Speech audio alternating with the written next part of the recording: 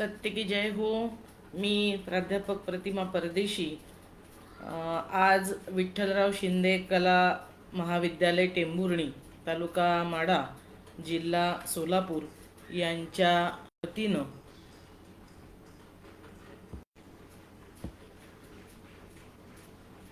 महाविद्यालयाच्या IQSC आणि इतिहास विभागाच्या वतीनं राष्ट्रीय चर्चासत्र आधुनिक महाराष्ट्राचे शिल्पकार हे महाविद्यालयाच्या वतीनं आयोजित केलं गेलं आहे आणि त्याच्या अंतर्गत आज मी योद्धा जनसत्याग्रही दादासाहेब गायकवाड यांच्याविषयी आपल्याशी संवाद साधणार आहे।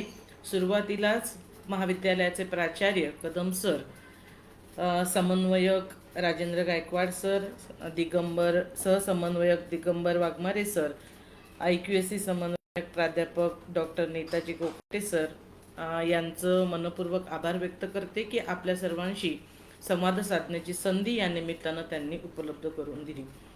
दादासाहेब गायकवाडांच्याबद्दल मांडणी करत असताना मला खरं तर आनंद होतो। याचं कारण महाराष्ट्राच्या शिल्पकारांमध्ये ज्या प्रमुख नेत्यांची, कार्यकर्त्यांची गणना केली जाते त्यात सहसा दादासाहेब गायकवाडांचं नाव घेतलं जात नाही। याही निमित्तानं मी प्राचार्य कदम सर यांचे आभार व्यक्त करते की त्यांनी दादासाहेब गायकवाड यांच्यावर या व्याख्यानाचं आयोजन या निमित्तानं महाराष्ट्राचे शिल्पकार या नात्यानं त्यांचा परिचय करून देण्याची संधी मला दिलेली आहे। खरं तर दादासाहेब गायकवाड हे असं व्यक्तिमत्व, म्हणजे मी त्यांना योद्धा जनसत्याग्रही असं म्हणते। याचं कारण ते नुसते योद्धे नाही, योद्धे तर प्रत्यक्ष सैन्यामध्ये युद्धाच्या काळामध्येच रणनीती आखून, डावपेच आखून काही युद्ध करताना आपल्याला दिसतात। योद्धा मी दादासाहेब गायकवाडांना यासाठी म्हणते, याचं कारण एक वैचारिक युद्ध जे बाबासाहेब आंबेडकरांच्या नेतृत्वाखाली पुकारलं गेलेलं होतं, जे 19व्या शतकामध्ये सत्यशोधक चळवळीनं सुरू केलेलं होतं, हाच बंडाचा झेंडा हातात घेऊन एक वैचारिक युद्ध पुकारणारा, कितीही कठीण परिस्थिती आली तर त्याच्यावर मात करत नवे डावपेच, नवी रणनीती आखत, नवा विचार मांडणारा असा हा योद्धा दादासाहेब गायकवाड नावाचा एक महामानव आपल्या महाराष्ट्रामध्ये झालेला आहे। आणि दुसरीकडे मी त्यांना ते नुसते वैचारिक योद्धात नाहीत तर ते जनसत्याग्रही आहेत।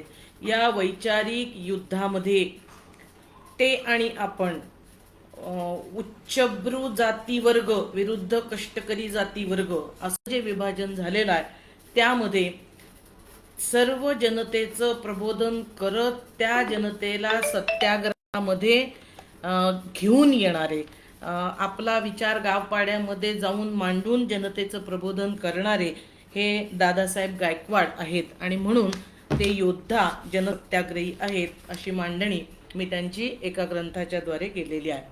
खरं तर दादासाहेब गायकवाड यांचा जन्म इतर आपण बहुजन जातीतली माणसं जशी जन्मतो त्याच पद्धतीनं अत्यंत एक सर्वसाधारण परिस्थितीमध्ये एका शेतकरी कुटुंबामध्ये दादासाहेब गायकवाड यांचा जन्म झालेला आहे। दादासाहेब गायकवाड यांचा जन्म 15 ऑक्टोबर 1902 आहे आणि नाशिक जिल्ह्यामध्ये आंबे नावाचं गाव आहे जिथे दादासाहेबांचा जन्म झालेला आहे। गायकवाड कुटुंबीय हे एकीकडे आहे ती शेती कसणारं आहे आणि त्यामुळे ग्रामीण भागामधल्या वास्तव्याला असणाऱ्या व्यक्तींना जो सांस्कृतिक भवताल प्राप्त होतो, जी राजकीय सामाजिक जाणीवा ग्रामीण माणसाच्या जागृत होतात, त्याच पद्धतीनं दादासाहेबांची एकूण घडण आपल्याला होत गेलेली दिसते। दादासाहेबांचं प्राथमिक शिक्षण आंबेगावामध्ये झालेलं आहे आणि नंतर 4थी पर्यंत ते तिथे शिकले आणि त्यानंतर नाशिक म्हणजे जिल्ह्याच्या ठिकाणी पुढचं शिक्षण घेण्यासाठी गेले। पण दादासाहेबांना शिक्षणामध्ये आपल्याला एकंदरीतच सतत अडचणी निर्माण झालेल्या दिसतात।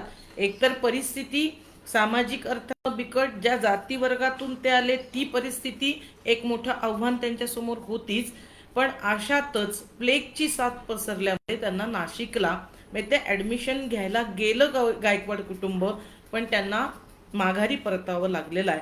म्हणजे सुरुवातीपासूनच शिक्षणामध्ये एक अडथळे त्यांना आले आणि त्यामुळे उच्च विद्याविभूषित असं प्रकारचं ज्याला म्हटलं जातं त्या प्रकारचं शिक्षण त्यांना घेता आलेलं नाही. परंतु या जगण्याच्या शाळेमधले ते हेडमास्टर होते हे मात्र नक्की. दादासाहेब गायकवाड हे आंबे गावामध्ये जेव्हा 4थीपर्यंत शिकले, नंतर पुढे मोठे झाल्यानंतर त्यांना लेखनिकाची म्हणजे एक्साईज खात्यामध्ये त्यांना नोकरी मिळालेली होती. त्याच्यानंतर मिलिटरी पोस्टातही त्यांना नोकरी मिळालेली होती. म्हणजे एक्साईज खात्यामध्ये ते क्लार्क म्हणून नोकरीला लागले. पण त्यांची सुरुवातीला मनमाडमध्ये आणि नंतर मुंबईला बदली केली गेली. आणि बदली झाली सतत होतीये या कारणानं, किंवा मिलिटरी पोस्टात असताना बगदादलाच बदली झाली, आणि म्हणजे सतत बदली या कारणानं त्या दोन्ही नोकऱ्यांचा त्यांनी आपल्याला राजीनामा दिलेला दिसतो. हा राजीनामा दिल्यानंतर आपल्याला चित्र दिसतंय की ते पुन्हा आंबेगावामध्ये येऊन राहिलेत. म्हणजे शेती करणं आणि थोडंफार शिक्षण झालेली आहे, अक्षर ओळख झाली आहे, लिहिता वाचता येतंय, आणि त्यामुळे गावामध्ये येणारी वर्तमानपत्र असतील, चळवळीची नियतकालिका असतील, म्हणजे विजयी मराठा हे त्यांच्या वाचनामध्ये होतं. म्हणजे सत्यशोधक ब्राह्मणेतर चळवळीची जी मुखपत्र होती त्याचं वाचन करून एक विचारांच्या प्रगल्भता, जाणीवा विकस होण्याचा टप्पा त्यांचा सुरू झालेला होता गावामध्ये. म्हणजे शेती करत असताना मिळालेलं जीवनाचं ज्ञान आणि त्यासोबत सत्यशोधक ब्राह्मणेतर चळवळीकडून येणारी मुखपत्र वाचून त्यांच्या आत्मभानामध्ये आपल्याला वाढ होत जाताना दिसते, त्यांच्या जाणीवा विकसित होत जाताना दिसतात.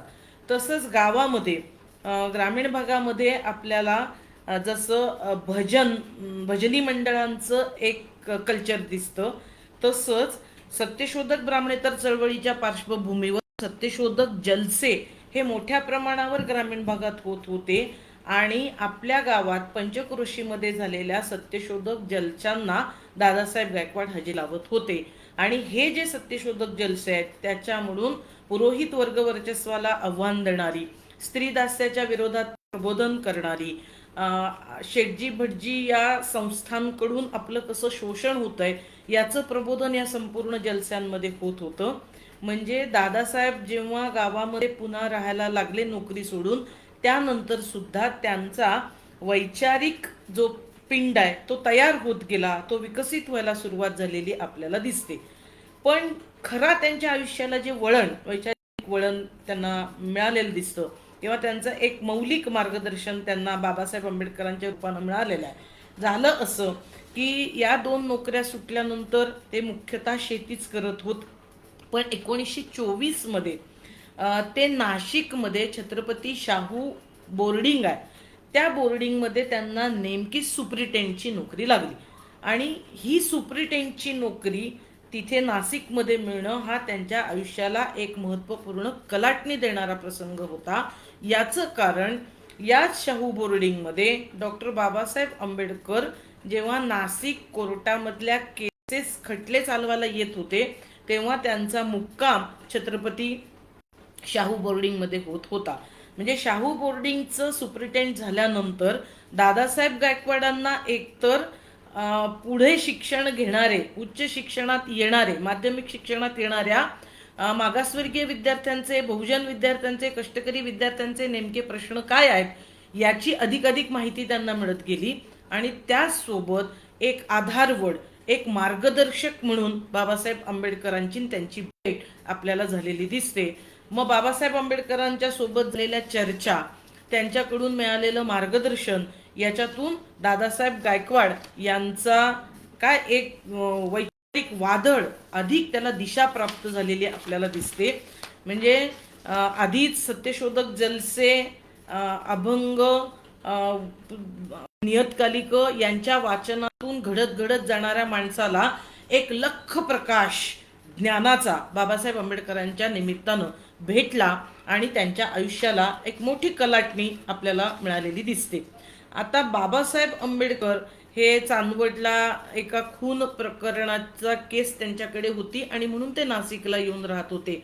आणि त्या दरम्यान यांचा म्हणजे दीर्घ चर्चा संवादाला एक मोठा वेळ काळ त्यांना उपलब्ध झाला. आणि मग दादासाहेब गायकवाड हे बाबासाहेब आंबेडकरांचे एक सच्चे अनुयायी आपल्याला बनताना दिसतात. आता दादासाहेब गायकवाड हे नोकरी करत होते 1, 2, 3 वेगळ्या ठिकाणी, पण आपला एवढा बिन्नीचा शिलेदार नोकरीमध्ये अडकून पडला तर जनप्रबोधनाची चळवळ आणि एकूण ही जातीयंताची चळवळ धीम्या गतीनं पुढे जाईल. एक असा बिनीचा सैनिक हवा म्हणून बाबासाहेब आंबेडकरांनी आवाहन करताच दादासाहेब गायकवाड सर्व सोडून या जातीमुक्तीच्या चळवळीमधले पूर्ण वेळ फुल टाइमर ज्याला आपण म्हणतो असे पूर्णकालिक कार्यकर्ते आपल्याला बनलेले दिसतात. दादासाहेब गायकवाडांची ही जी आत्मभान जागृतीची प्रक्रिया आहे ती आपल्याला त्यांच्या गावामध्ये ते शेती करत असताना घडलेल्या एका प्रसंगातून दिसते. म्हणजे झालं असं की दादासाहेब गायकवाडांनी म्हणजे 1927 मध्ये चौदार तळ्याचा सत्याग्रह, 30 मध्ये काळाराम मंदिराचा सत्याग्रह याचं एक मोठं परिवर्तनाचं काम तो विचार त्यांनी केला ते आपण सविस्तर अधिक पाहूच. पण त्याच्या अगोदर 1926 मध्ये एक व्यक्तिगत पातळीवरचा विद्रोह हा दादासाहेब गायकवाड यांनी आपल्याला केलेला दिसतो. खरं तर झालं असं की ते मुळात शेतकरी कुटुंबातले आणि घरची शेती आहे आणि ऊसाची शेती केली जात होती आणि ऊसाची शेती म्हणजे उन्हातानात राबून ऊस पिकवायचा, पाणी देणं असेल सर्व कामं करायची आणि ऊस पिकून आल्यानंतर मात्र तेव्हा साखर कारखाने अस्तित्वात नव्हते आणि त्यामुळे त्या ऊसापासून गूळ तयार केला जायचा आणि त्यामुळे नाशिक जिल्ह्यामध्ये सर्वत्र गावोगावी आपल्याला ऊसाची गुऱ्हाळं ही अस्तित्वात असलेली दिसतात. परंतु भारतामध्ये भारतीय माणसाचं शोषण करणारी एक प्रमुख संस्था म्हणून जाती संस्था कार्यरत राहिलेली आपल्याला दिसते. ती आपल्या अर्थव्यवस्थेवर पण हावी होते. दादासाहेब गायकवाडांनी जेव्हा असा प्रयत्न केला की ऊस आपण उत्पादन केलेला त्याच्यात खपलेलो आपण चालतो त्या शेतीसाठी, पण त्याच राबल्यानंतर त्या ऊसाचा गूळ करणं, त्याच्यासाठीची गुऱ्हाळं उभी करणं आणि त्या गुऱ्हाळांमध्ये तो ऊस तापवणं, ती सगळी म्हणजे त्या भेलक्या गुळाच्या डेपा करेपर्यंतची संपूर्ण प्रक्रिया हे करण्याचा अधिकार मात्र अस्पृश्य जाती म्हटलं जात होतं. त्या काळात अस्पृश्य जातींना नव्हता. म्हणजे शेत त्यांचं, ऊस त्यांचा, पण त्या ऊसापासून गूळ बनवण्याचं काम मात्र अस्पृश्यांनी करायचं नाही.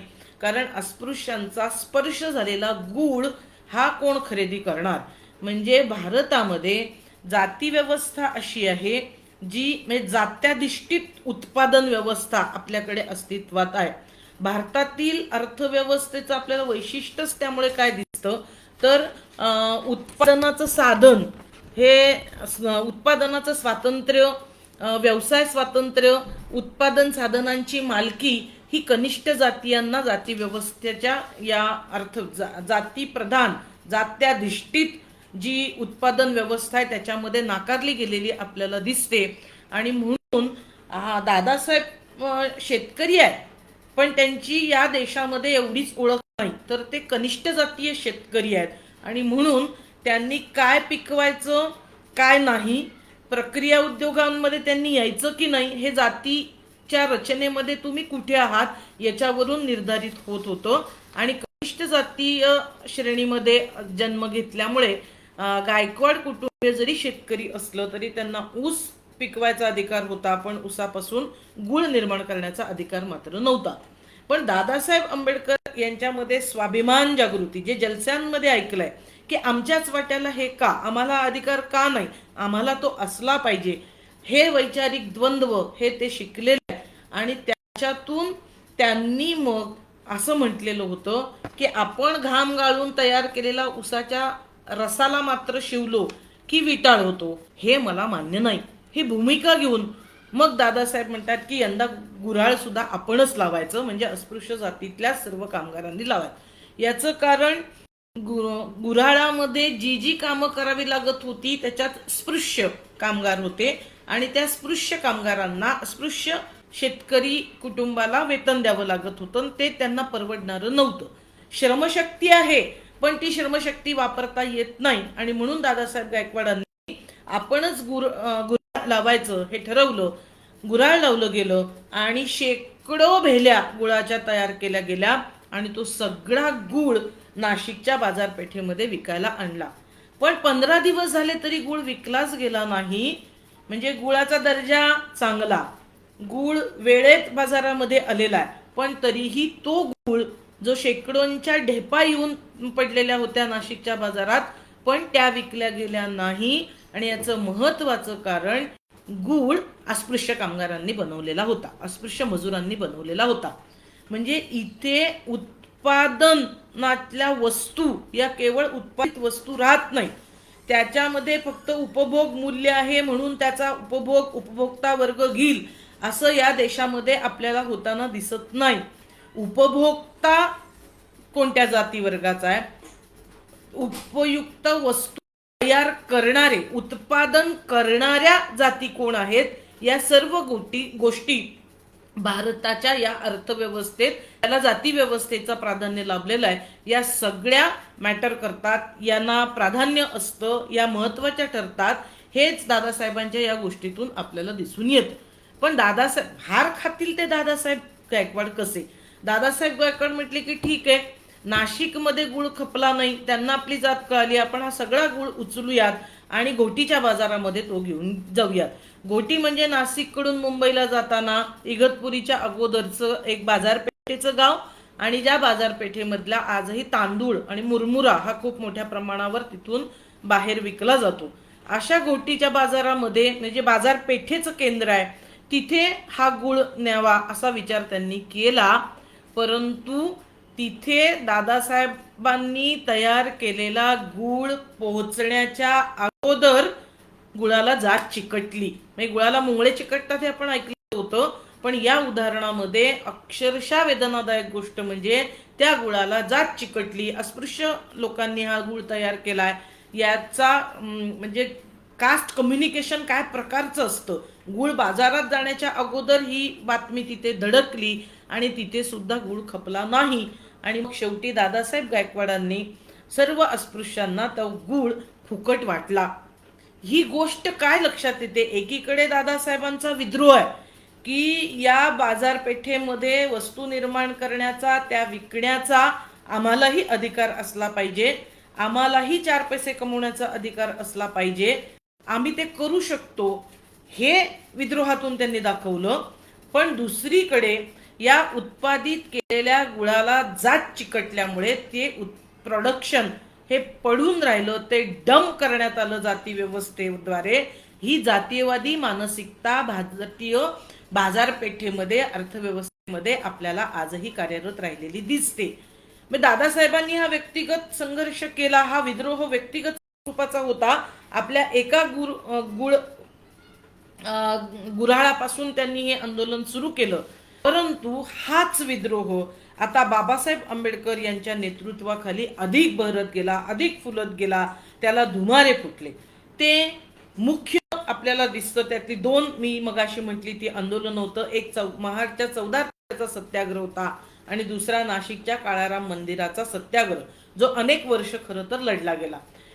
कुलाबा बहिष्कृत परिषद ही आयोजित करण्यात आलेली होती. म्हणजे बाबासाहेब आंबेडकर आणि त्यांच्या भोवती त्यांचे सर्व सहकारी आणि शिष्योत्तम म्हणून दादासाहेब गायकवाड आहेत. म्हणजे बाबासाहेब आंबेडकर दादासाहेबांचा उल्लेख 100 नंबरी सोनं असं करत होते. आणि ते का करत होते ते आपल्याला त्यांच्या आंदोलनातून, ते लढ्याची रणनीती ज्या पद्धतीनं आखत होते त्याच्यातून आपल्या लक्षात येत जातं. आता बाबासाहेबांनी ज्यांना 100 नंबरी सोनं म्हटलं ते दादासाहेब गायकवाड. त्यांच्या आयुष्यातलं पहिलं त्यांनी मास मोबिलायझेशन केलेलं, जनतेला संघटित केलेलं आणि तिथे गाव पाड्यात जाऊन प्रचार सभा घेऊन सर्वांना महाडच्या 14 तळ्याच्या सत्याग्रहासाठी येण्याचं एक अपील, एक आवाहन हे दादासाहेब गायकवाडांनी मोठ्या प्रमाणावर आपल्याला केलेलं दिसतं. सायकलवर दादासाहेब गायकवाड निघायचे, खिशामध्ये भाजलेले दाणे किंवा भाजलेल्या शेंगा घ्यायचा आणि गुळाचा खडा, आणि जिथे मिळेल तिथे थांबायचं, पाणी प्यायचं आणि प्रचार सभा की बाबासाहेब आंबेडकरांच्या नेतृत्वाखाली आपण महाडला ही कुलाबा बहिष्कृत परिषद घेणार आहोत.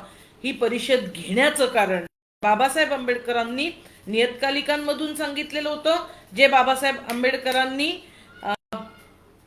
सभांमधून सांगितलेलं होतं, तेच आपल्याला ते घेताना दिसतात. तोच वैचारिक वारसा घेऊन हे प्रबोधन सामान्य जनतेपर्यंत पोहोचवण्याचं काम आपल्याला दादासाहेब गायकवाड यांच्या नेतृत्वाखाली झालेलं दिसतं. पायाला भिंगरी लागल्यासारखे दादासाहेब गायकवाड गावोगावामध्ये गेलेत आणि ज्या तळ्यावर कुत्री मांजरी सुद्धा पाणी पितात तिथे आमच्यासारख्या मानवांना पाणी पिण्याचा अधिकार का नाही, हा बाबासाहेबांचा सांगावा आहे. आणि म्हणून आपण माणसं आहोत, माणसासारखं जगलं पाहिजे.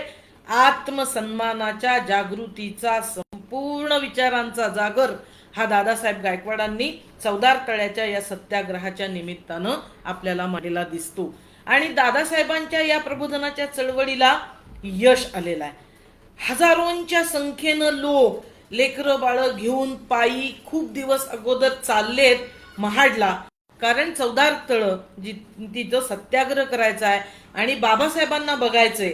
ज्या बाबासाहेबांनी आम्ही माणसं आहोत असं आम्हाला सांगितलं, त्यांचा निरोप घेऊन त्यांचा अनुयायी, त्यांचा शिष्य, त्यांचा कार्यकर्ता दादासाहेब गायकवाडचा नावाचा इथे आलेला आहे. आणि त्यांच्यासोबत आपण बाबासाहेबांना पाहायला आणि चौदार तळ्याचं पाणी चाखायला गेला पाहिजे. हे आत्मभान सर्वात दडपलेल्या जातींमध्ये निर्माण करण्याचं श्रेय हे दादासाहेबांच्या वाणीला, त्यांच्या वैचारिक पद्धतीला हे आपल्याला निश्चित असलेलं दिसतं.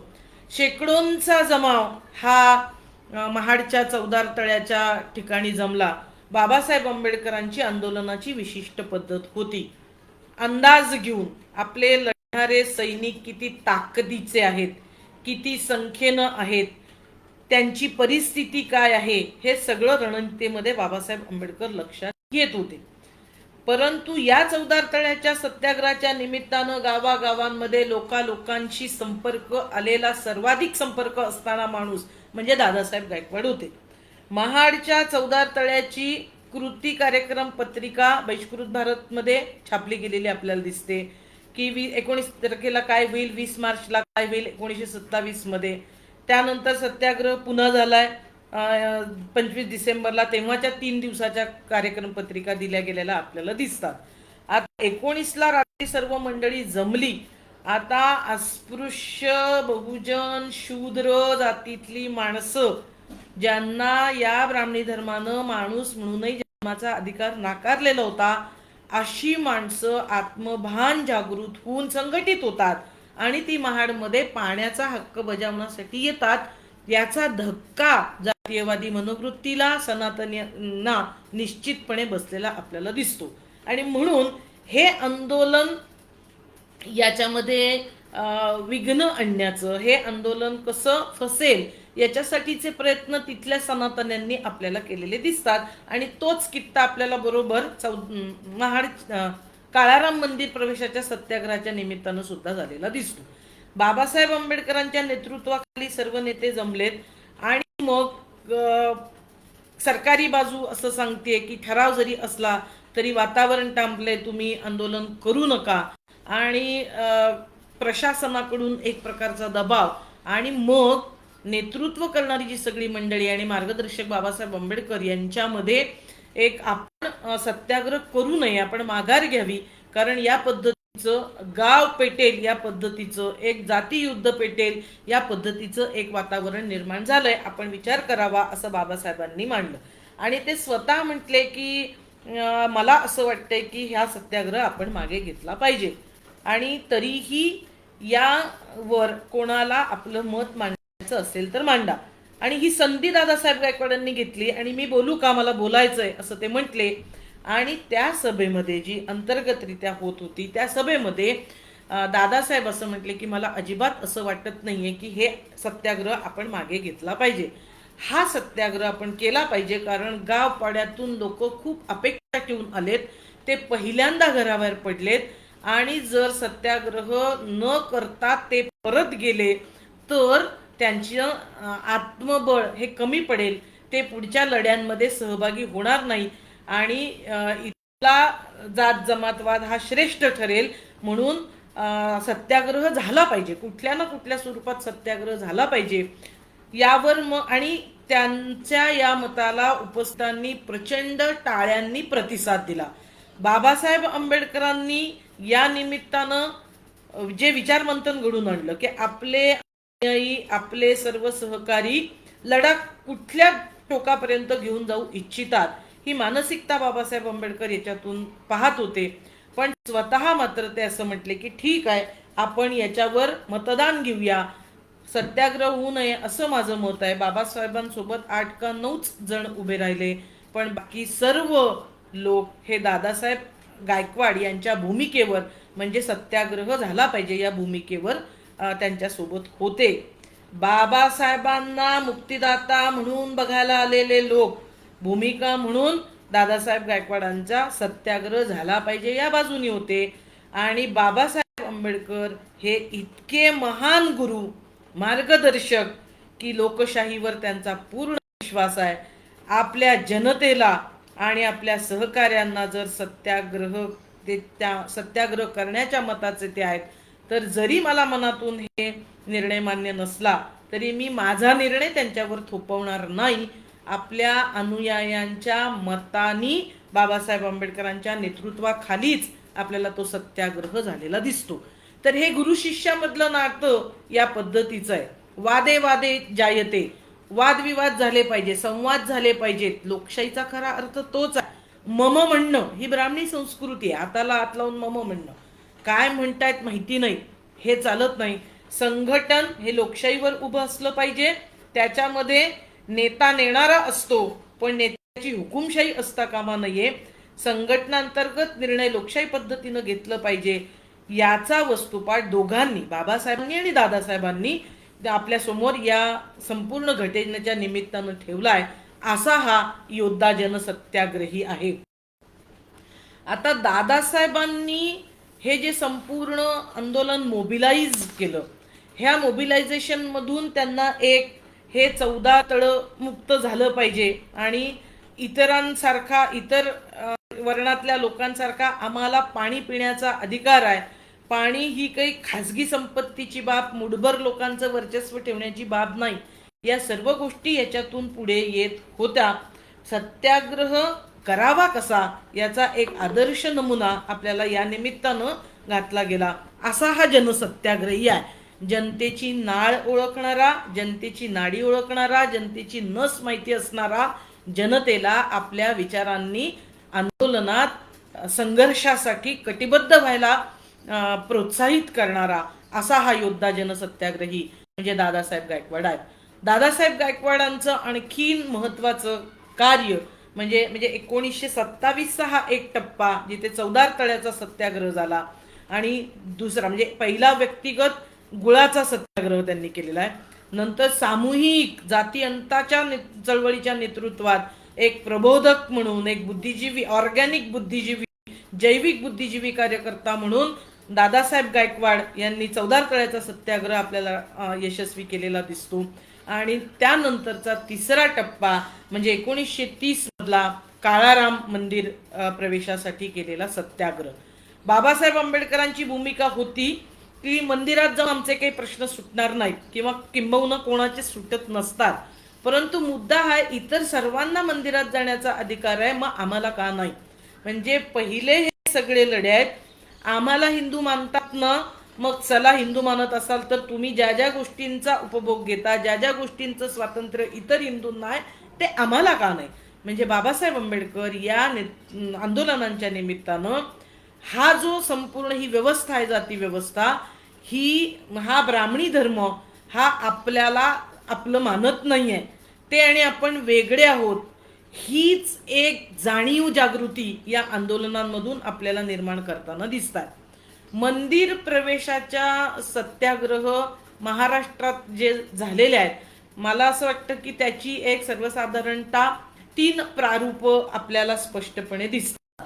म्हणजे पहिलं प्रारूप हे आहे जे डॉक्टर बाबासाहेब आंबेडकर प्रणित जाती अंतक प्रारूप मंदिर प्रवेशाचं, असं मी त्याचं नामकरण करते. दुसरं आहे विनायक दामोदर सावरकर प्रणित पतित पावन प्रारूप आपल्याकडे आहे. आणि तिसरं आहे साने गुरुजींच्या नेतृत्वाखालचं हृदय परिवर्तनवादी प्रारूप मंदिर प्रवेशाचं. तर आता यामध्ये हृदय परिवर्तनवादी प्रारूप किंवा पतित पावन प्रारूप हे अर्थातच दादासाहेबांना आणि बाबासाहेब आणि समस्त फुले आंबेडकरवादी जनतेला फारशी भावणारी नव्हती. म्हणजे सावरकरांचं तर अजिबात कंडम करण्यासारखं या जनतेला वाटत होतं, पण एक सहृदयता साने गुरुजींच्या संपूर्ण ह्याच्यात निश्चित होती. आणि म्हणूनच पंढरपूरला जेव्हा साने गुरुजींनी सत्याग्रह केला तेव्हा अनेक लोकांनी पाठिंबा द्यायला उपस्थित राहिले, पण एक प्रारूप म्हणून ते परिपूर्ण आहे असं आंबेडकरवादी जनतेला मात्र अजिबातच वाटत नव्हतं. बाबासाहेब आंबेडकरांनी सांगितलेलं जातीअंताचं जे प्रारूप आहे मंदिर प्रवेशाचं ते अधिक वेगळं आणि महत्वपूर्ण आहे. याचं कारण त्यामध्ये आम्हाला मंदिर प्रवेशाचा सत्याग्रह हा अंतिमतः सम्यक समता प्रस्थापित करण्यासाठी, अंतिमतः समतेवर आधारित समाज निर्माण करण्यासाठी, जाती अंतच्या दिशेनं जाणारं एक आंदोलन म्हणून आम्हाला मंदिर प्रवेशाचा सत्याग्रह करायचा आहे असं या प्रारूपाची प्रामुख्यानं मांडणी होती. आणि याच प्रारूपाचे अत्यंत महत्वाचे प्रचारक प्रबोधक हे योद्धा जनसत्याग्रही दादासाहेब गायकवाड होते.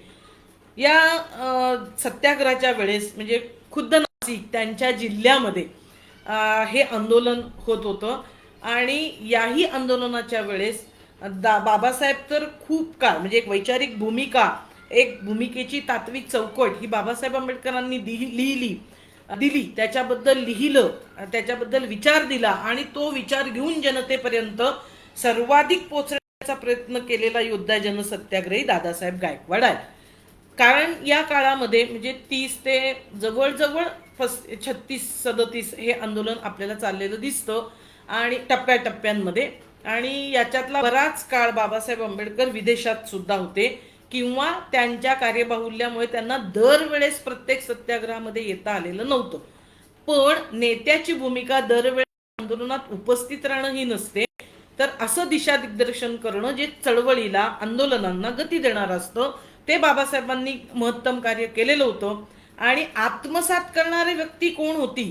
ती साक्षात दादासाहेब गायकवाड यांच्यासारखा श्रेष्ठ अनुयायी होता. ते काही भक्त नव्हते.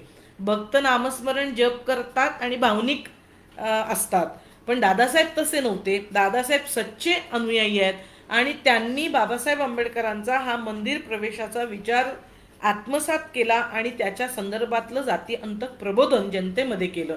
आणि मग प्रत्यक्ष जेव्हा आंदोलन सत्याग्रह सुरू झाला त्या सत्याग्रहामध्ये या मंदिराच्या चारही पूर्व पश्चिम दक्षिण उत्तर चारही बाजूंना लोक जमलेले होते, जे मंदिरात अस्पृश्य ना हीन लेखलं गेलं, ज्यांना दलित लेखलं गेलं, ती सर्व माणसं आत्मभान जागृत होऊन तीव्रतेनं आम्ही या काळारामाच्या मंदिराचे दरवाजे उघडल्याशिवाय राहणार नाही हा ध्येयवाद घेऊन मंदिराच्या चारी बाजूनं घेरा हा टाकला गेलेला आपल्याला दिसतो. आणि तिथले पुजारी आणि जे सनातनी लोक होते त्यांना कुठल्याही परिस्थितीत हे आंदोलन हा सत्याग्रह मोडला पाहिजे. याचं कारण दलितांचा आत्मविश्वास वाढणं म्हणजे आपल्या सांस्कृतिक आणि भौतिक सत्तेला धोका पोहोचणार आहे आणि तो धोका पोहोचू नये आपल्या हितसंबंधांसाठी सनातन्यांनी आणि पुजारी वर्गानं हे आंदोलन मोडण्याचा प्रयत्न केला. पहिली गोष्ट काय केली की सत्याग्रह होतच नाहीये, मंदिर चालू आहे असं दाखवण्याचा एक प्रयत्न केला गेला. आणि तो कसा केला तर पुजाऱ्याच्या घराच्या आतून मंदिरात जायला जी वाट होती, जो रस्ता होता, तिथून भक्तांना दर्शनासाठी पाठवायला सुरुवात केली.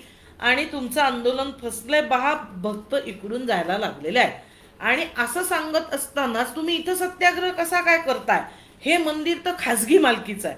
म्हणजे पहा, खाजगी मंदिरं असतात तिथे तुम्हाला हक्क सांगता येत नाही, सार्वजनिक आंदोलन करता येत नाही.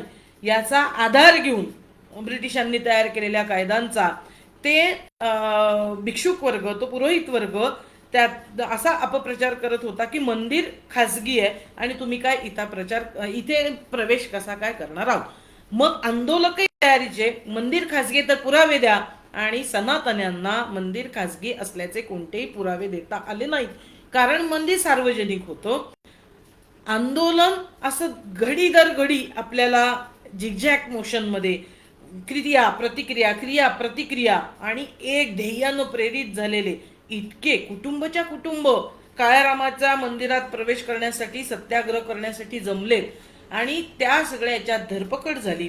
आणि एक प्रसंग तर असा, त्या धरपकडीमध्ये एका पुजाऱ्यानं लहान मुलगी 12-13 वर्षाची, तिला असं ढकललं आणि जिचं आत्मभान जागृत झालेली एक माझी अस्पृश्य जातीतली माझी भगिनी, ही जेव्हा वाघिणीसारखी चवताळते, तिला पुजाऱ्यानं ढकलणं हा आपला सांस्कृतिक अपमान वाटला आणि क्षणभराचाही विलंब न करता तिनं त्या पुजाऱ्याच्या, ज्याने ढकललं, त्याच्या एक कानशिलामध्ये सडकवलेली आपल्याला दिसते। हाणामारीचं समर्थन आपण करत नाही, पण तुम्ही अपमान करणार असाल तर उत्तर त्या पद्धतीनं येऊ शकतं। एक 12-13 वर्षाची मुलगी आपल्या झालेल्या अपमानाचा बदला म्हणून व्यक्तिगत विद्रोह त्याच सत्याग्रहामध्ये करते आणि ती पण त्यांना प्रतिरोध करताना आपल्याला दिसते। हे लक्षण कसं, हे उदाहरण मी कशासाठी देतेय, याचं महत्वाचं कारण या योद्ध्या जनसत्याग्रही दादासाहेब गायकवाड यांनी काय आत्मभान जागृती विचारांमधून केलेली होती, बाबासाहेब आंबेडकरांच्या तत्वज्ञानाचा सांगावा त्यांनी बरोबर कसा जनतेपर्यंत पोहोचत केला होता, हे या निमित्तानं आपल्याला पाहायला मिळतं। म्हणून या गोष्टी आपल्याला लक्षात घेतल्या पाहिजेत। पुजाऱ्यांनी आणखीन एक गोष्ट, सनातनीन पुजारी एकत्र आले आणि तिथे दोन समाजात तेढ नको म्हणून कोटीचे शंकराचार्य उपस्थित राहणार होते। सनातनांना वाटलं की हे मध्यम मार्ग काढणार आहेत, हे काहीतरी वाटाघाटी करणार आहेत, म्हणून सनातनांनी शंकराचार्यांनी सुद्धा हस्तक्षेप करू नये, इथून चालतं व्हावं असं आपल्याला म्हटलेलं दिसतं। याच्यावरून आपल्याला हे आंदोलन किती पेटलेलं होतं, त्याची तीव्रता ही आपल्याला सहज लक्षात येताना दिसते। इथे वातावरण तप्त झालंय, सर्व चौबाजूनी लोक आहेत, तेव्हा दादासाहेब गायकवाडांनी अर्थातच, बाबासाहेब नव्हते हजर, मग दादासाहेब गायकवाड कलेक्टरला म्हणतात तुम्ही हस्तक्षेप करा, तर कलेक्टरनी चिठ्ठी पाठवली, सत्याग्रह मागे घ्या। मग दादासाहेब म्हणतात की हे तर आम्हाला मान्य नाही, सत्याग्रह किती कशाही परिस्थितीत आम्ही चालू ठेवणार आहे। त्यांनी बाबासाहेबांना पत्र लिहिलं, नंतर बाबासाहेबांनी जिल्हाधिकाऱ्याला पत्र, प्रशासनाला पत्र लिहिलं आणि त्यांना जे पत्र लिहिलंय त्यातली भूमिका अत्यंत महत्वाची आहे की आमचा लढा सरकारशी नाहीये, त्यामुळे सरकारने आम्हाला सत्याग्रह मागे घ्या किंवा घेऊ नका असं म्हणू नये। याचं कारण, सत्याग्रह जर तुमच्या विरोधात असता तर तुम्ही चारी बाजूला वेढा दिला, तो मोडून माझे लोक केव्हाच मंदिरात गेले असते, पण आमचं आंदोलन तुमच्या विरोधात नाहीये। जो ब्राह्मणी धर्मानं एक वर्चस्ववाद, जाती वर्चस्ववाद इथे पेरलेला आहे, त्याच्या विरोधात आमचं आंदोलन असल्यामुळे आम्ही सत्याग्रह करूनच मंदिरात जाणार आहोत। तर हे आपल्या जनतेला बाबासाहेब सांगतात आणि आपल्या जनतेपर्यंत अत्यंत साध्या तोप्या, ज्याला गावरान, मी चांगल्या अर्थानं म्हणते, गावरान भाषेमध्ये, शैलीमध्ये हे दादासाहेब गायकवाड आपल्याला जनतेपर्यंत पोहोचवताना दिसतात। तिढा केव्हा निर्माण झाला आंदोलनात, 7 एप्रिल 1930 ला, म्हणजे आंदोलन खूप पेटायच्या परिस्थितीत आलं। याचं कारण एकतर बाबासाहेबांची मिरवणूक नेता म्हणून काढण्यात जाणार होती, रामनवमी होती, त्यामुळे रामाची दारं बंद करून कसं चालेल, त्यामुळे टक पोलीस बंदोबस्त आणि पुन्हा पुजाऱ्याच्या घरातल्या रस्त्यातनं लोकांना आत जायला दिलं होतं। आणि तिथे जात असताना प्रत्येकाला जात विचारली जात होती। कुठे जातीचं दुःख, कुठे जाती राहिल्या असं म्हणणाऱ्यांनी हा आत्ता घडलेला इतिहास नीट लक्षात ठेवला पाहिजे। म्हणजे जात विचारून माळी आहेत आज जा, साळी आहेत आज जा, कोळी आहेत आज जा, चर्मकार आहे आज जा, पण महाराज जाई जाता येणार हे केलेलं आहे। आणि तरीही खोट्या जाती सांगून 6 सत्याग्रही आत घुसले। आता खोट्या जाती सांगून सत्याग्रह यशस्वीच करणं कारण आम्हाला वर्चस्ववादी विचार नकोय, हे या आंदोलनात आपल्याला पाहायला मिळतं. आणि मग अक्षरशः पोलिसांनी त्यांना पकडलं आणि समज दिलेली आपल्याला दिसते. अशी ही आंदोलनं पेटती ठेवणारा, जाती विरोध आणि अंतिमता जाती अंत या दिशेनं समाजाला घेऊन जाणारे एक अफाट व्यक्तिमत्व म्हणजे दादासाहेब गायकवाड हे होते. ते जेव्हा नगरपालिकेमध्ये सदस्य बनले तिथे सुद्धा त्यांचा विद्रोह म्हणजे ते फक्त सदस्य नव्हते तोपर्यंत लढले अजिबात नाही. ते जेव्हा म्हणजे 28 मार्च 32चा प्रसंग आहे, ते नाशिक नगरपालिकेचे सदस्य असताना त्यांनी पहिलाच ठराव मांडला. आल्यानंतर ते काय तर 1 एप्रिल 1932 पासून अस्पृश्य आणि मुसलमान हे मागासलेले याच वर्गातील जे उमेदवार आहे त्यांना नोकऱ्या द्या. आता मागासवर्गीय आणि मुसलमान यांना नोकऱ्या द्या म्हणजे नाशिकच्या ब्रह्मवृंदांचं प्रित्त पुन्हा खवळलं आणि ते म्हटले असं कसं काय, आधीच त्यांना नगरपालिकेत जास्ती जागा आहे, तर जास्ती नोकऱ्या कुठे आहेत, त्या सगळ्या चतुर्थ श्रेणीमध्ये होत्या. आणि मग दादासाहेब म्हटले खरंच हे चुकीचं आहे, त्यांच्या जर नोकऱ्या जास्ती असतील, संख्या त्यांची जास्ती असेल तर त्यांना कमी करा आणि इथून पुढे त्या पदांवर उच्च जातीतल्या लोकांची नेमणूक करा. तर हे जे स्पिरिट आहे की ठीक आम्हाला एकतर तुम्ही ज्या नोकऱ्या देता त्या जाती परंपरेनं जे व्यवसाय आमच्यावर लादले गेले तेच करण्याची सक्ती देताय, खरं तर आम्हाला वरच्या नोकऱ्या दिल्या पाहिजेत, याच्यासाठी त्यांनी ठराव मांडला. आणि इथे ते आपल्याला हे सांगतात, जनतामध्ये वृत्त काय छापून आलं की ब्राह्मणांना भंग्यांच्या नोकऱ्या खुशाल द्या असं शीर्षक त्याच्यामध्ये आलं आणि एक ताण निर्माण झालेला आहे. आजही आपण पाहिलं जाती व्यवस्था कुठे आहे, आजही कुठल्याही मोठ्या हॉस्पिटलमध्ये जा, महापालिकांमध्ये जा, सगळीकडे सफाई कर्मचारी कुठल्या जातीचे लोक आहेत याची आपण कागद कागदपत्र वेचणारे कोणत्या जातीचे आहेत याची आपण हमाली करणारे कोणत्या जाती वर्गाचे आहेत याची आपल्याला उत्तर काय सापडतात. म्हणजे हीन मानली गेलेली कामं, ज्याच्यात कमी मोबदला मिळणारी कामं ही आपल्या बहुजन समाजावर लादली गेली आणि मलिदा माऱ्याच्या आणि मोक्याच्या जागा ह्या उच्च जातीवर्णांकडे कायम राहत आल्या. हे जाती व्यवस्थेचं भौतिक शोषण आजही, तेव्हाही अस्तित्वात होतं, आजही आपल्याला अस्तित्वात असलेलं दिसतं. आणि या जाती शोषणाच्या विरोधात सुद्धा दादासाहेब गायकवाड यांनी रणशिंग फुंकलेलं आपल्याला दिसतं. बाबासाहेब आंबेडकरांनी खोती बंदीसाठी खूप प्रयत्न केलेत. खोती बंदीचं विधेयक कायदा करावा म्हणून लागले. याचं कारण कोकणात खोत हे ब्राह्मण आहेत, म्हणजे सरंजामदार आहेत आणि कुळांना एक वेळेसच जेवायला द्यायचं, कमी उत्पन्न द्यायचं, कुळांचं शोषण हे खोतांकडून होत होतं. आणि म्हणून त्याच्या विरोधात 17 सप्टेंबर 1937ला बाबासाहेब आंबेडकरांनी एक विधेयक बिल मांडलेलं आपल्याला दिसतं आणि स्वतंत्र मजूर पक्षानं याचा प्रचार करावा असं म्हटलं. आणि या खोतीच्या विरोधातलं प्रबोधन संघटित करण्यामध्ये सुद्धा आपल्याला दादासाहेब गायकवाड हे अग्रक्रमावर राहिले.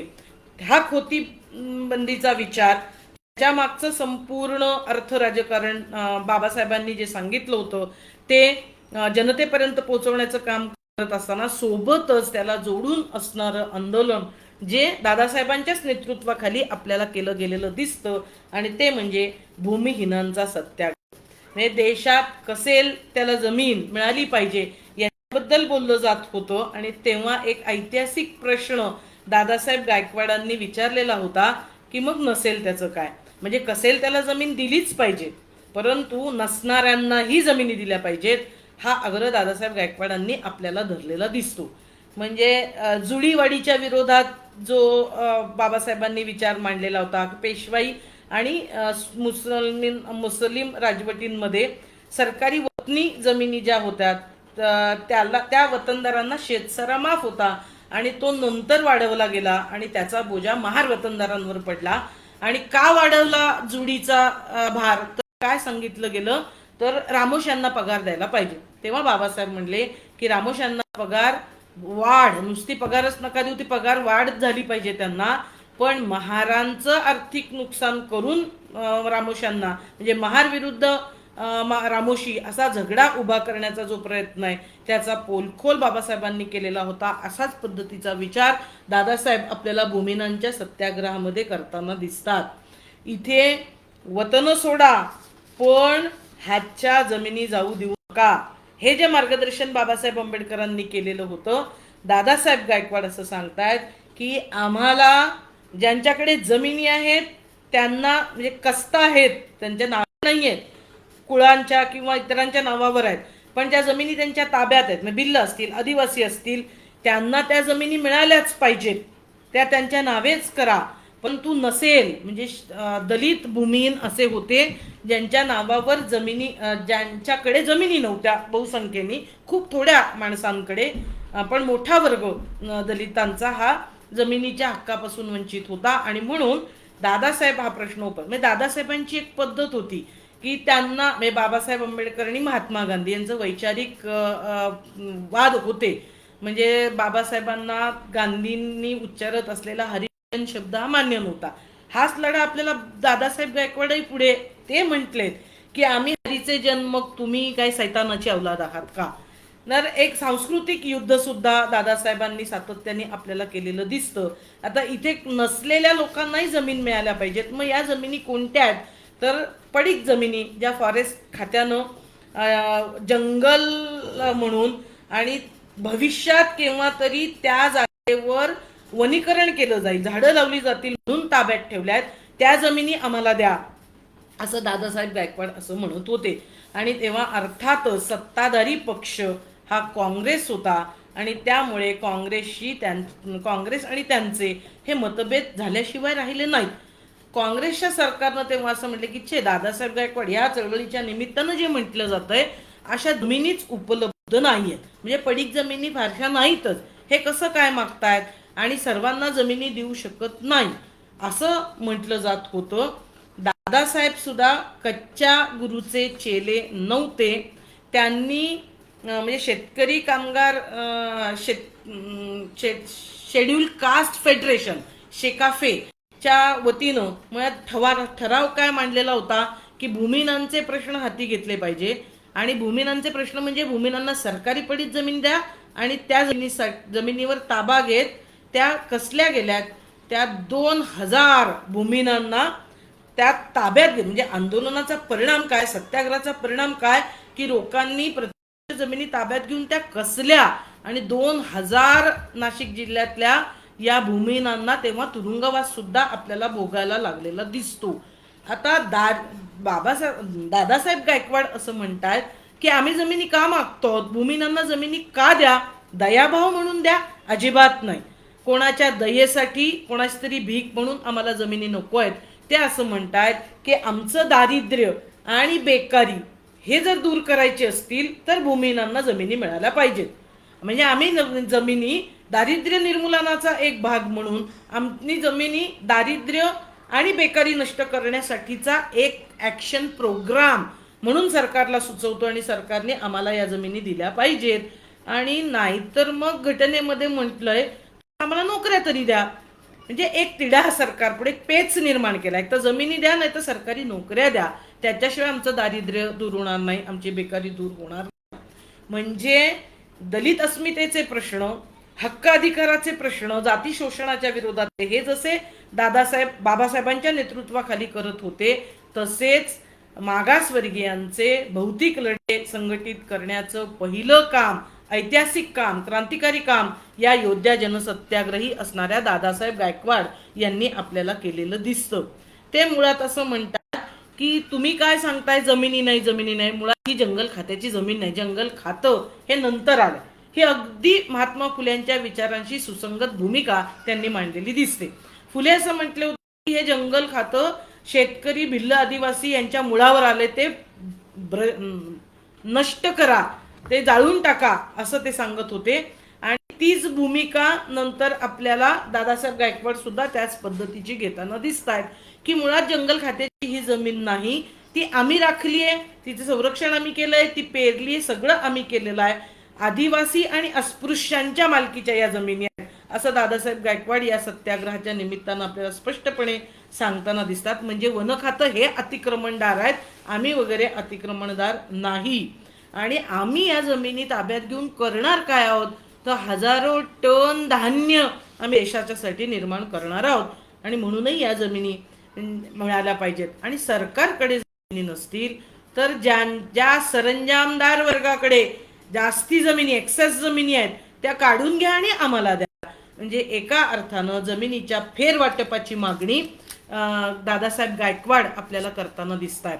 त्यांनी आपल्या शिकलेल्या लोकांकडून आकडेवारी गोळा केलेली आहे आणि ते स्पष्टपणे देशाच्या सरकारला, काँग्रेसच्या सत्ताधाऱ्यांना हे सांगतायत की आमच्या राज्यात महाराष्ट्रामध्ये एकूण 35,32,400 एकर पडीक जमीन आहे. म्हणजे जमीन नाहीये ही भंगडबाद सांगू नका. आणि भूमिहीन यापेक्षा दुप्पट आहे. म्हणजे ते 35 दुणे 70 लाखाच्या घरात आहे. पण एवढ्याने जमिनीचे प्रश्न सुटणार नाहीत. आणि म्हणून ज्यांच्याकडे जादा जमिनी आहेत त्या काढून घ्या, त्यांच्या निवाऱ्यापुरतं त्यांच्याकडे ठेवा आणि या जमिनींचं फेरवाटप केलं पाहिजे, अशी क्रांतिकारी मागणी या दादासाहेब गायकवाडांच्या नेतृत्वाखाली आपल्याला केली गेलेली दिसते. पुन्हा जे सत्याग्रह मोडण्यासाठी ज्या पद्धतीची बदनामी केली जाते तशीच बदनामी याही आंदोलनामध्ये केली गेली. अर्थातच सगळ्यात सोपं हत्यार होतं जातीचं. असं म्हटलं गेलं की हा एका जातीचा संपूर्ण सत्याग्रह आहे. आणि अर्थात काँग्रेसचा सत्ताधारी वर्ग, ब्राह्मण बुद्धिजीवी वर्ग हे सगळे अपप्रचार करण्यामध्ये पुढाकारावर होते. त्यांना चोख उत्तरं दादासाहेब गायकवाड यांच्या नेतृत्वाखाली दिले गेली. त्यांनी शिरपूरला जो सत्याग्रह झाला जमिनीच्या प्रश्नावरचा, त्याच्यामध्ये भाषण करत असताना याच्यात सर्व जाती धर्माचे लोक कसे सहभागी आहेत, याच्यात भूमिहीन आदिवासी कसे सहभागी आहेत, भिल्ल कोळी हे लोक कसे सहभागी आहेत, याचं संपूर्ण विश्लेषण दादासाहेब गायकवाड आपल्याला करताना दिसत आहेत. आणि फॉरेस्ट खातं याचा पितळ त्यांनी या शिरपूरच्या परिषदेमध्ये उघड केलं की फॉरेस्ट खात्याने आजपर्यंत केलेला वनीकरणाचा वेग पाहता भविष्यात 100 वर्ष जरी उलटून गेली तरी त्यांच्याकडून या जागांवर झाडी लावली जाणार नाहीत. आणि आज आम्ही धुळे, नंदुरबार या जिल्ह्यांमध्ये जे वन खात्याशी आमचा संघर्ष आहे, आम्हाला अतिक्रमणदार ठरवलं जातंय, आम्ही वन हक्क दावेदार आहोत. आणि तोच सगळा प्रश्न ज्या दादासाहेब गायकवाड जे म्हणत होते त्याच पद्धतीनं वन खातं आजही आपल्याला काम करताना दिसतंय. कंपन्यांना एका रात्रीत सातबारे देत आहेत, पण कष्ट करणाऱ्या आदिवासींना सातबारे वनजमिनीचे दिले जात नाहीत. या पद्धतीच्या गोष्टी आजही घडत आहेत. दादासाहेबांचं म्हणणं एकदम बरोबर होतं, कसेल त्याची जमीन, आणि ज्यांना नाही काहीच त्यांना सुद्धा पडीत जमिनी या मिळाल्या पाहिजेत, हे अत्यंत महत्वाचं आहे. जमिनीच्या प्रश्नाच्या संदर्भात सुद्धा 1-2 प्रकारची प्रारूप आपल्याला या निमित्तानं पुढे येताना दिसतात.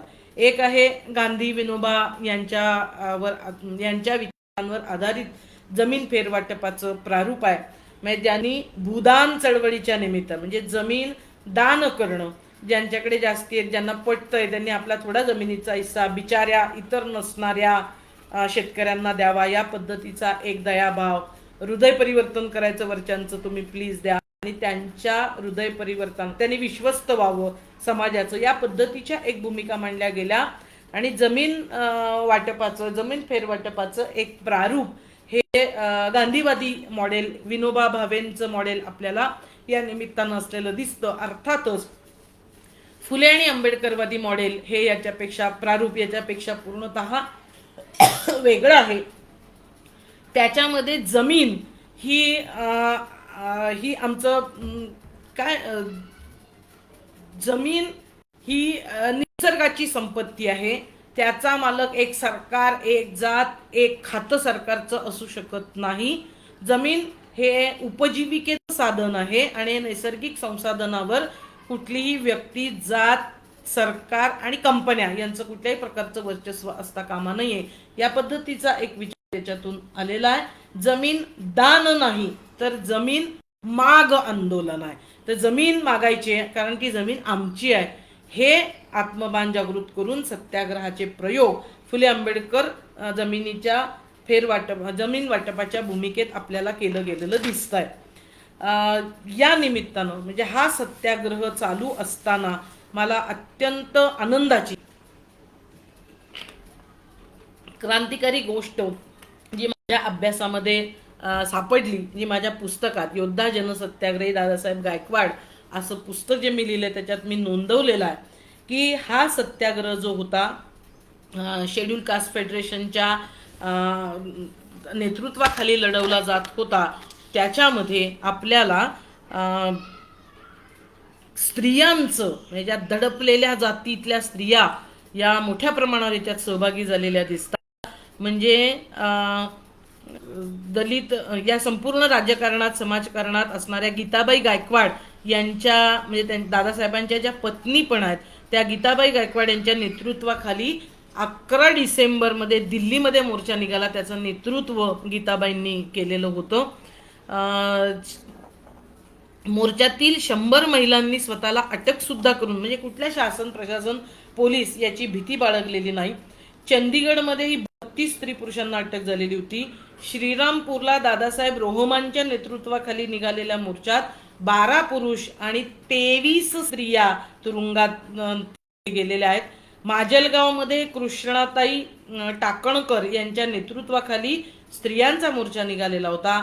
18 डिसेंबरला तिरोडा येथे महिलांनी डाक बंगल्यावर सत्याग्रह केला होता. अकोला जिल्ह्यात झालेल्या सत्याग्रहात 500 महिलांनी स्वतःला अटक करून घेतलेली होती. हदगावात 122 स्त्री पुरुषांना अटक झालेली होती आणि श्रीमती कलावतीबाई खंदारे यांनी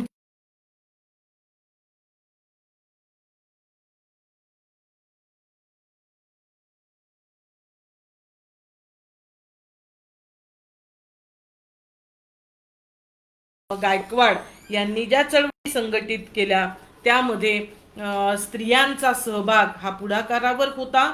जो महाडच्या चौदार तळ्यात दिसला, जो काळाराम मंदिर प्रवेश सत्याग्रह दिला आणि भूमी हक्काच्या चळवळीत सुद्धा या स्त्रिया पोलिसांना न घाबरता आंदोलन करताना निर्भीडपणे करून घेताना दिल्लीपर्यंत धडक मारताना चंदगडपर्यंत धडक मारताना आपल्याला दिसतात. ही क्रांतिकारी म्हणजे एक अस्मिता स्वजातीची अस्मिता जागृत होणं, आत्मभान जागृत होणं आणि तिथपासून तर एक जाती अंताच्या जाणीवेपर्यंत पोहोचण्याचा एक संपूर्ण प्रवास या निमित्तानं घडून आलेला दिसतो आणि त्याच्यामध्ये महत्तम भूमिका दादासाहेब गायकवाड यांनी आपल्याला निभावलेली दिसते. म्हणजे त्यांचा सत्याग्रह ना एका देशापुरता ना जातीपुरता असा प्रदेशापुरता मर्यादित नव्हता. तो राष्ट्रीय पातळीपर्यंत पोहोचलेला आपल्याला दिसतो, दिल्लीला धडकलेला दिसतो. संघर्षाचं एक प्रारूप या संपूर्ण सत्याग्रहानं घेतलं, परंतु हा संघर्ष हा लोकशाही मार्गानं केलेला संघर्ष होता आणि त्याच मार्गानं आम्ही पुढे चालत राहू या पद्धतीचं सांगितलं गेलं. भिल्ल, आदिवासी, कोळी, मुस्लिम, अस्पृश्य सगळ्यांची एकजूट आणि स्त्रियांची मोठ्या प्रमाणावर या आंदोलनात आपल्याला दिसून आलेली आहे. आता या सगळ्या याच्यामध्ये दादासाहेबांचं आपली वेळ संपत आल्यामुळे मी पुढे बरोबर जरा घेते. याच्यानंतर दादासाहेब गायकवाड यांचं एक महत्तम आंदोलनात त्यांनी सहभाग दिला आणि नुसता सहभाग नाही तर त्यांनी आणि क्रांतिसिंह नाना पाटील यांनी त्या चळवळीला एक वेगळं वळण आणि योगदान दिलं असं आपल्याला दिसतं आणि ती म्हणजे संयुक्त महाराष्ट्राची चळवळ. संयुक्त म्हणजे एक भाषिक, ते आपल्याला माहिती आहे, मराठी भाषिकांचं राज्य झालं पाहिजे. बेळ, उमरगाव, डांग या सगळ्यापासून मुंबईसह महाराष्ट्र हा कसा झाला पाहिजे याच्यासाठी सर्व पुरोगामी डावे पक्ष शक्ती एकत्र आलेल्या होत्या आणि हे सर्व नेते बाबासाहेब आंबेडकरांना मुंबईत भेटले आणि संयुक्त महाराष्ट्राच्या या संपूर्ण आंदोलनाला चळवळीला शेड्यूल कास्ट फेडरेशननी पाठिंबा द्यावा याच्यासाठी भेटले. तेव्हा बाबासाहेब असं म्हटले की माझा याला पाठिंबा आहेच, परंतु तुम्ही नाशिकला भाऊरावला जाऊन भेटा. भाऊराव उर्फ दादासाहेब गायकवाड म्हणजे जो आंदोलन जनतेपर्यंत घेऊन जाणार आहे आणि आपला विचार जनतेपर्यंत पोहोचवणारा बिनीचा सैनिक बाबासाहेबांना माहिती होता आणि म्हणून कम्युनिस्ट नेत्यांना त्यांनी दादासाहेब गायकवाडांशी संपर्क साधायला सांगितला आणि दादासाहेब गायकवाड या संपूर्ण आंदोलनात बाबासाहेबांच्या महानिर्वाणानंतर सुद्धा आपल्याला या संपूर्ण चळवळ बाबासाहेबांच्या तत्व चौकटीत पुढे नेण्याचं काम दादासाहेबांनी आपल्याला केलेलं दिसतं. त्यांनी संयुक्त महाराष्ट्रामध्ये जसं शाहीर अण्णाभाऊ साठे लालबाव टाक कला पथक होतं, त्यांनी गाणी शाहिरीच्या माध्यमातून संयुक्त महाराष्ट्राचा प्रचार शाहीर अमर शेख गव्हाणकर, शाहीर अण्णाभाऊ साठे या सर्वांनी केलेला, लालबाव टाक कला पथकांनी केलेला दिसतो. डांगे असतील, एस.एन. जोशी असतील, नागगोरे असतील यांसारख्या मंडळींनी याचं नेतृत्व केलं. आणि या दोघांच्या, या तिन्हींच्या सोबत सर्वात महत्वाची दोन नावं जी त्याचा विसर बरेचदा पडतो ते म्हणजे क्रांतिसिंह नाना पाटील आणि दुसरे म्हणजे दादासाहेब गायकवाड. या चळवळीमध्ये अत्यंत एक वेगळी, म्हणजे याच्यामध्ये जाती अंताचा कृती कार्यक्रम क्रांतिसिंह नाना पाटील आणि दादासाहेब गायकवाड यांनीच दिलेला आपल्याला दिसतो. जेव्हा संयुक्त महाराष्ट्राच्या प्रचार सभा गावोगावी होत होत्या, खिशात फुटाणे भरून पाणी मिळेल तिथे पाणी पिऊन प्रचार करणं, हे नाना पाटील आणि पायाला भिंगरी लागल्यासारखे हे दोघं संयुक्त महाराष्ट्राच्या प्रचार सभांमध्ये सहभागी राहिले. पण या प्रचार सभा ज्या गावामध्ये होत होत्या तिथे मुक्काम करून, कोण मुक्काम करतंय? क्रांतिसिंह नाना पाटील आणि बाबासाहेब आंबेडकरांचे सच्चे अनुयायी दादासाहेब गायकवाड, म्हणजे दादासाहेब आणि क्रांतिसिंह दोघंही तिथे मुक्काम करायचे आणि गावामध्ये जाऊन एक गाव एक पाणवठा झाला पाहिजे याच्यासाठीच्या सभा संघटित करत होते. म्हणजे केवळ एका भाषेवर राज्य उभं करून प्रश्न संपणार नाही, तर त्या राज्यामध्ये सर्व लोक समान दर्जाचे असले पाहिजेत, ही भूमिका क्रांतिसिंह नाना पाटील आणि दादासाहेब गायकवाड यांनी आपल्याला घेतलेली दिसते. आणि या संयुक्त महाराष्ट्र चळवळीमध्ये जाती अंताचा अजेंडा राबवण्याचं काम या दोन महामानवांनी केलं. एक गाव एक पाणवठ्यामध्ये एक पाटील आणि एक दादासाहेब असे दोनही काय तथाकथित वरचे तथाकथित खालचे, पण ज्यांनी जात्याभिमान सोडून दिलाय आणि ज्यांनी जातीचा न्यूनगंड दादासाहेबांनी सोडून दिलाय, असे हे चळवळीतले विचारांचे सख्खे नात्याचे दोन नेते हे गावामध्ये जाऊन प्रचार करतायत. एक गाव एक पाणवठा, अस्पृश्यांना वेगळ्या विहिरीन पाणवठे किंवा पाणीच द्यायचं नाही हे आपल्याला करता कामा नये हे सांगितलंय. आणि या संपूर्ण संयुक्त महाराष्ट्राच्या चळवळीला एक जाती अंताची दिशा देण्याचं काम त्यांनी केलेलं आहे. असे दादासाहेब गायकवाड यांचं पूर्ण व्यक्तिमत्व आहे. आपल्याला विचारांची जेवढी उपलब्धता आहे याच्यामध्ये नंतर त्यांचं कम्युनिस्टांबरोबर त्यांनी केलेली युती, कम्युनिस्टांशी युती केल्यानंतर त्यांना सोसावा लागलेला सगळ्या आरोप प्रत्यारोप, म्हणजे मग आता हे कसे कमी निष्ठ झालेले आहेत, म्हणजे आंबेडकरवादाशी जणू काही यांनी द्रोह केला या पद्धतीच्या टीका टिप्पण्या केल्या गेल्या, खच्चीकरण केलं गेलं. पण त्यालाही तोंड समर्थपणे दादासाहेब गायकवाडांनी आपल्याला दिलेलं दिसतं. दुसरीकडे नंतरच्या टप्प्यामध्ये ज्या काँग्रेसशी सर्वोच्च लढा त्यांनी केला होता त्याच काँग्रेस पक्षासोबत त्यांनी आपल्याला युती केलेली दिसते, एक डावपेचाचा भाग म्हणून. आणि त्यानंतरही त्यांच्यावर बऱ्याच टीका प्रतिक्रिया झाल्या.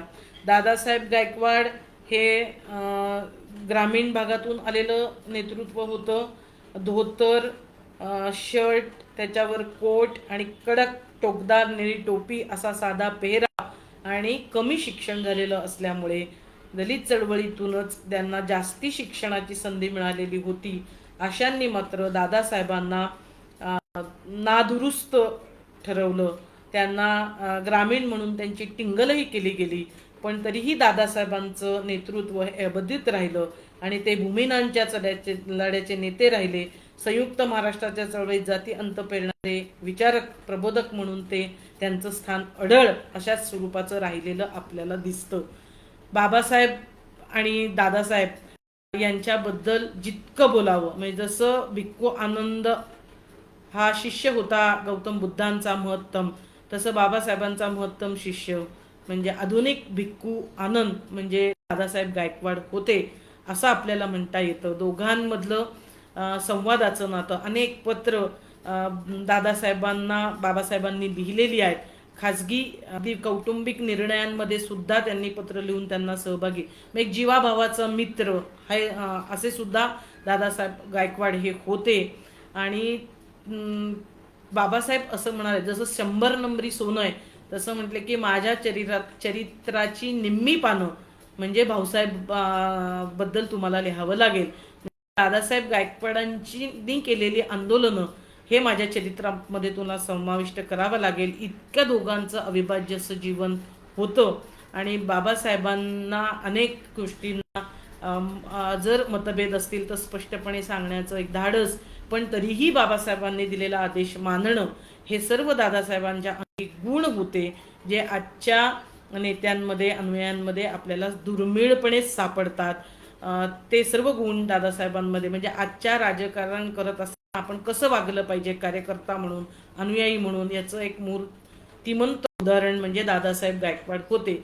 सोपानदेव चौधरी एकदा दादासाहेबांना भेटले आणि ते असं म्हणाले की दादा तुमचं गाव आंबे आणि बाबासाहेबांचं आंबावडे. त्यांचं वाक्य पूर्ण व्हायच्या आधीच दादासाहेब असं म्हटले की थांबा सोपानदेव, रायवळची तुलना हापूस आंब्याशी करू नका.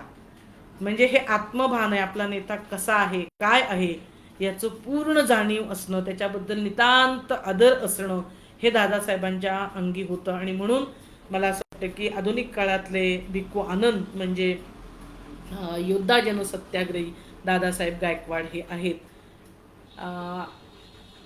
पायात वहाणा, धोतर, शर्ट, त्यावर कोट, डोक्यावर टोकदार निळी टोपी आणि हातात असणाऱ्या पिशवीत बाजरीच्या भाकरींची चवड आणि त्याच्यावर बोमलाची किंवा शेंगदाण्याची चटणी घेऊन फिरणारे, गावरान भाषेत हजारोंच्या संख्येत असलेल्या श्रोत्यांचे मतपरिवर्तन करणारे, सायकल किंवा पायी प्रवास करत वाड्या वस्त्यावर जनप्रबोधन करत संघर्षाच्या मशाली पेटवणाऱ्या कर्मवीर दादासाहेब गायकवाड यांचं निधन 29 डिसेंबर 1971 रोजी झालेलं आहे.